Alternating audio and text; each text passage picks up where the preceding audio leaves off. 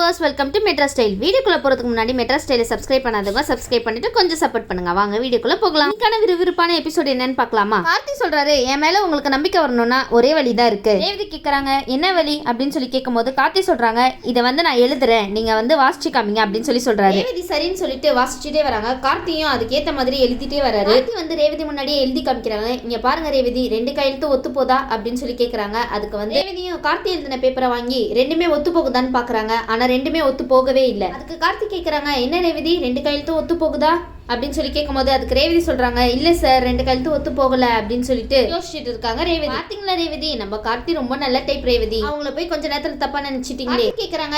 நீங்க வேணா வேற யார் மூலியமாவது இது ஒத்து போகுதா பாருங்க அப்படின்னு சொல்லிட்டு இருக்காங்க. என்னது வேற யார் மூலியமாவதா அப்படின்னு சொல்லிட்டு ரேவதி கேட்டுட்டு இருக்காங்க. கார்த்தி என்ன சொல்றாங்கன்னு பாத்தீங்கன்னா, அதாவது யாராவது இங்க வந்தாங்களா அப்படின்னு சொல்லி கேக்குறாங்க. ரேவதி சொல்றாங்க, இல்ல சார் அப்படின்னு சொல்லும் போது கார்த்தி சொல்றாங்க, உங்களதான் இங்க இருந்து யாரோ போகணும் அப்படின்னு நினைச்சு இந்த மாதிரி பண்ணிருக்காங்க அப்படின்னு சொல்றாரு. உங்களை இந்த இடத்த விட்டு துரத்தணும்னு யாரோ சதி செஞ்சிருக்காங்க மட்டும் எனக்கு புரியுது அப்படின்னு சொல்றாரு கார்த்தி. ரேவதி ஷாக்கா கேக்குறாங்க, சார் நீங்க சொல்றதெல்லாம் உண்மையா அப்படின்னு சொல்லி கேட்கும்போது கார்த்தி சொல்றாங்க, ஆமா உண்மைதான். கார்த்தி சொல்றாங்க, எனக்கு தெரிஞ்ச இந்த விஷயத்தை அப்படியே விட்டுருங்க ரேவதி அப்படின்னு சொல்றாங்க. ரேவதி சொல்றாங்க, சார் இனி நான் இங்க இருக்கவே மாட்டேன் அப்படின்னு சொல்றாங்க. அதுக்கு கார்த்தி ஷாக்கா கேக்குறாங்க, என்ன இங்க இருக்க மாட்டீங்களா ஏன் அப்படின்னு கேட்கும்போது கார்த்தி சொல்றாங்க, அதான் என் மேல எந்த தப்பு இல்ல நிரூபிச்சு காமிச்சிட்டல, அப்புறம் என்ன ரேவதி அப்படின்னு கேட்கும்போது, ரேவதி உங்களை இங்க இருந்து யாராவது துரத்தணும்னு ஆசைப்படுறாங்களா இல்ல வேற ஏதாவது யோசிக்கிறாங்களான்னு எனக்கு உறுதியா அதை பத்தி தெரியல. ஆனா நீங்க மட்டும் இப்போதைக்கு அமைதியா இருந்தா இதுக்கு பின்னாடி என்ன இருக்குன்னு நம்ம தெரிஞ்சுக்கலாம் அப்படின்னு சொல்றாங்க. கார்த்தி திருப்பி சொல்றாங்க, நீங்க கொஞ்சம் அமைதியா இருங்க ரேவதி, இதுக்கு பின்னாடி யார் இருக்கா, அந்த ஆள் யாருன்னு நம்ம கண்டுபிடிக்கலாம் அப்படின்னு சொல்லிட்டு இருக்காங்க. ரேவதி சொல்றாங்க, சார் இந்த மாதிரி பிரச்சனை வந்துட்டு இருக்கப்போ நான் இங்க இருந்து போறது தானே நல்லது அப்படின்னு கேக்குறாங்க.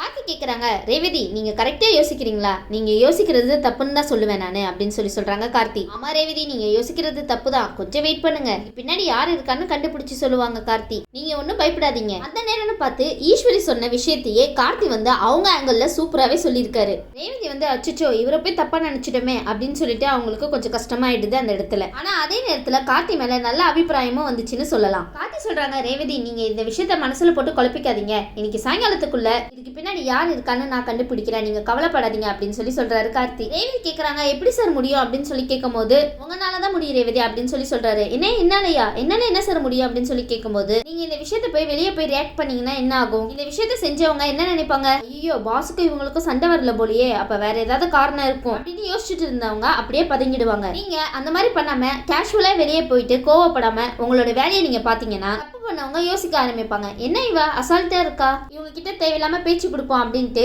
இதுக்கு சம்பந்தப்பட்டவங்களே உங்ககிட்ட பேச்சு கொடுப்பாங்க. கேட்டாங்கன்னா என்ன அர்த்தம் ரேவதி, நிச்சயமா அதுக்கு பின்னாடி இவங்க தான் இருக்காங்கன்னு அர்த்தம். இந்த விஷயத்த அவங்க தான் பண்ணிருக்காங்கன்னு அவங்க மூலியமாவே பிடிச்சிடலாம். ரேவதி கேக்குறாங்க, அவங்க தான் காரணம்னு எப்படி சரி ஈஸியா கண்டுபிடிக்க முடியும். கார்த்தி சொல்றாங்க, முடியுங்க, அதுதான் அமைதிக்கு கிடைக்கிற பரிசு அப்படின்னு மாசா டைலாக்லாம் பேசுறாரு கார்த்தி. உங்களை மாதிரி எல்லாம் டைலாக் பேச முடியுமா கார்த்தி, அவங்க உங்ககிட்ட பேசிட்டு போனதுக்கு அப்புறம் என்கிட்டயே என்ன சோதிச்சு பாத்தீங்கல்ல, அப்படியே நீங்க கேபினுக்கு போங்க, இல்லனா அவங்க வெளியே எங்கயாவது உட்கார்ந்து இருந்தாங்கன்னா அங்க போங்க, அவங்களுடைய கையெழுத்தையும் மேட்ச் பண்ணி பாருங்க, ரெண்டுமே மேட்ச் ஆச்சுன்னா அப்ப அவங்களை பிடிக்கிறதுக்கு ரொம்ப ஈஸி ஆயிடும்ல. ரேவதி ஆச்சரியமா கேக்குறாங்க, சார் எப்படி சார் ஒரே நிமிஷத்துல டக்குன்னு சொல்யூஷன் சொல்லிட்டீங்க, எப்படி சார் அப்படின்னு கேக்குறாங்க. அதுதான் கார்த்தி. ரேவதி கார்த்தியை பத்தி என்ன நினைச்சீங்க, அதுக்கு கார்த்தி சொல்றாங்க, அதுக்கு தான் அமைதியா இருக்கணும்னு நான் சொல்றேன், இப்ப புரியுதா, அமைதியா மட்டும் இல்லனா இதை எப்படி நான் உங்களுக்கு சொல்லி புரிய வச்சிருப்பேன் சொல்லுங்க, தயவு செஞ்சு யோசிச்சு எதுவா இருந்தாலும் நிதானமா பண்ணுங்க ரேவதி அப்படின்னு சொல்றாரு கார்த்தி. சார் நான் என்னமோ ஏதோ நினைச்சிட்டேன் சார், நீங்க இப்படி மாஸ் பண்ணுவீங்கன்னு நான் நினைச்சே பார்க்கல, வெளியே போயிட்டு கூடிய சீக்கிரம் அந்த ஆள் யாருன்னு நான் சீக்கிரமாவே கண்டுபிடிக்கிறேன் சார், கண்டிப்பா அவங்களை கண்டுபிடிக்காம விட மாட்டேன் சார் அப்படின்னு சொல்றாங்க ரேவதி. கார்த்தி சொல்றாங்க, நீங்க கண்டுபிடிங்க ரேவதி, நீங்க கண்டுபிடிச்சிட்டு அமைதியா தூரமாவே இருங்க, அதை விட்டுட்டு கோவப்பட்டு அவங்க கிட்ட போய் ரியாக்ட் பண்ணி அவங்க செஞ்சதே நீங்க செய்யணும்னு அவசியம் இல்ல, அவங்கள பார்த்து கோவப்பட்டுட்டு முறைக்கணும் அந்த மாதிரி எல்லாம் இருக்காதீங்க, ஃபர்ஸ்ட் அவங்க செய்யற சூழ்ச்சியை கண்டுபிடிச்சிட்டு அப்பப்போ அவங்கள முறியடிச்சாலே போதும், அவங்களே அமைதியாயிடுவாங்க. என்னடா இது இந்த பொண்ணுக்கு என்ன எதிராக செஞ்சாலும் நம்மளே ஆஃப் ஆயிடுறோம் அப்படின்னு சொல்லி நினைச்சிருவாங்க, அவங்களுடைய உண்மையான முகத்தை மட்டும் தெரிஞ்சுக்கோங்க ரேவதி, சண்டைக்கெல்லாம் போக வேண்டாம் அப்படின்னு கார்த்தி சொல்ல, அதுக்கு ரேவதி சொல்றாங்க, என்ன சார் அவங்களை தெரிஞ்சுக்கிட்டே இங்க இருந்து அமுச்சு வைக்கலாம்ல, அது நல்ல பண்பாடா இருக்காது, அவங்களுக்கு ஏதோ இந்த ஒரு விஷயம் தோணி இருக்கு, அவங்க ஏன் இப்படி செஞ்சாங்க எதுக்காக செஞ்சாங்கன்னு நான் கண்டுபிடிக்கணும்ல, அதை நான் கண்டுபிடிக்கணும்னா அமைதியா தான் இருக்கணும், எல்லாத்தையும் பக்கத்துல இருந்து பீட்டர் பாக்குறாரு, என்னடா இது இப்படி எல்லாம் நடக்குதே அப்படின்றப்போ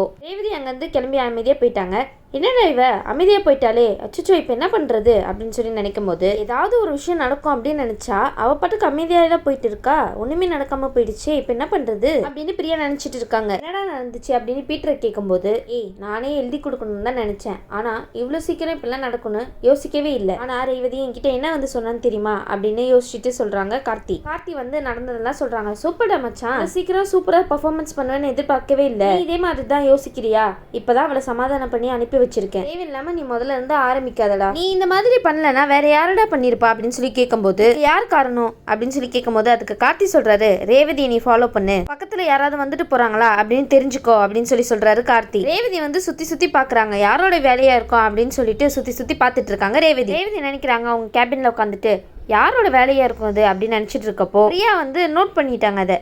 ஐயோ என்ன இவ அவர் மேல சந்தேகப்படுவாங்கன்னு பார்த்தா இங்க இருக்கிற எல்லாரையும் பார்த்துட்டுல இருக்கா, இவ வேற ஏதோ பிளான் போட்டுட்டு இருக்கா, இப்போதைக்கு அமைதியா இருக்கிறது தான் நல்லது அப்படின்னு சொல்லிட்டு அவங்க வேலையை பார்க்க ஆரம்பிச்சிட்டாங்க பிரியா. ஆமா பிரியா, உங்க வேலையை பார்க்கறது தான் நல்லது. அந்த இடத்துல ரேவதி மறுபடியும் அங்கேயும் இங்கேயும் பார்த்துட்டு இருக்காங்க. பிரியாவும் ரேவதியை நோட் பண்ணிட்டே இருக்காங்க. என்னடா இது, நம்ம நினைச்சது ஒண்ணு நடக்கிறது ஒண்ணா இருக்கே. வீட்டு வராங்க. அப்போ இந்த கையெழுத்து எதுல மேட்ச் ஆகுது அப்படின்னு சொல்லிட்டு எனக்கு கொஞ்சம் கண்டுபிடிச்சு சொல்லு அப்படின்னு சொல்லிட்டு இருக்காங்க. சாயங்காலத்துக்குள்ள இதை கண்டுபிடிச்சு கொடுக்குறேன்டா அப்படின்னு சொல்லிட்டு இதை பண்ணது கண்டிப்பா ஒரு பெண்ணா தான் இருக்கும் அப்படின்னு அந்த இடத்துல சொல்றாங்க. உன்னை இங்க யாரோ காதலிக்கிறாங்க, அதுக்கு ரேவதி இடையூறா இருப்பாங்கன்னு நினைச்சு கூட இதை செஞ்சிருக்கலாம்ல, என்னடா சொல்ற, அப்படிலாம் நடக்க வாய்ப்பே கிடையாது அப்படின்னு சொல்றாரு கார்த்தி. உன்னை பத்தி உனக்கே தெரியாதடா, ஆனா எனக்கு நல்லாவே தெரியும், இந்த விஷயத்த என்கிட்ட விட்டுரு, நான் பாத்துக்கிறேன், நீ இதை பத்தி யோசிச்சுட்டு இருக்காத அப்படின்னு சொல்லிட்டு பீட்டர் சொல்லிட்டு வெளியே வந்துடுறாரு. அப்படியே வெளியே வந்துட்டு ஒருத்தவங்க கேபினுக்கு போயிட்டு எல்லாரோட வேலையும் முடிஞ்சிச்சா அப்படின்னு பார்த்துட்டு இருக்கப்போ இதுக்கு காரணம் எல்லாமே பிரியா தான் அப்படின்னு பீட்டர் கண்டுபிடிச்சிட்டாரு.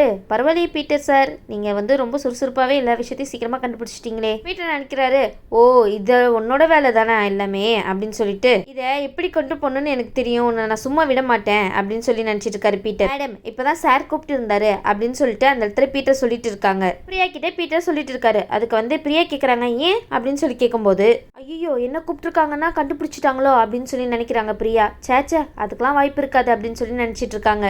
பீட்டர் வந்து கார்த்திக்கு ஃபோன் பண்ணிட்டு, டேய் இப்போ அங்கே ஒரு பொண்ணு வருவா, அதுக்கு காரணமே இவ தான், நான் கண்டுபிடிச்சிட்டேன் அப்படின்னு சொல்லிட்டு இருக்காரு பீட்டர். நீ வந்து என்ன பண்ணுவியோ அதை பார்த்து பண்ணிக்கோ அப்படின்னு சொல்லிட்டு பீட்டர் அந்த இடத்துல நின்றுட்டு இருக்காரு. அந்த இடத்துல பிரியாவும் நிக்கிறாங்க. அப்ப கார்த்தி சொல்றாரு, எனக்கு ரேவதிக்கும் யாரோ சண்டை மூட்டி விடணும்னு நினைச்சிட்டு இருக்காங்க இங்க, அதுக்காக நிறைய பேர் ஏற்பாடு வேற பண்ணிட்டு இருக்காங்க, ஆனா அது யாரே அவருன்னே தெரியல. அதுக்கு கார்த்தி சொல்றாரு, ஆபீஸ்ல நீங்க தானே ரொம்ப நாளா இருக்கீங்க, நீங்க தான் கண்டுபிடிக்கணும் அப்படின்னு சொல்லிட்டு அந்த பொறுப்பை பிரியா கிட்டேயே கொடுக்குறாரு கார்த்தி. அதுக்கு பிரியா வந்து தெரியாத மாதிரியே ரொம்பவே அழகா நடிக்கிறாங்கன்னு சொல்லலாம். கார்த்தி சார் கிட்ட வந்து சரி சார் இதை நான் பார்த்துக்கிறேன், இந்த மாதிரி காரியத்தை பண்ணவங்கள நான் சும்மாவே விட மாட்டேன் அப்படின்னு சொல்லிட்டு இருக்காங்க. அதை பண்ணதே நீங்க தானே, ரொம்பவே அழகா ஆக்டிங் பண்றீங்க பிரியா, சூப்பரா டைலாக்லாம் பேசுறீங்களே, பார்த்து கொஞ்சம் கண்டுபிடிங்க அப்படின்னு சொல்லிட்டு கார்த்தி சொல்றாங்க. சரின்னு சொல்லிட்டு பிரியாவும் அந்த இடத்துல விட்டு போயிடுறாங்க. எதுக்காக மச்சான் இப்படிலாம் யோசிச்சுட்டு இருக்காங்க அப்படின்னு பீட்டர் யோசிச்சுட்டு இருக்காரு.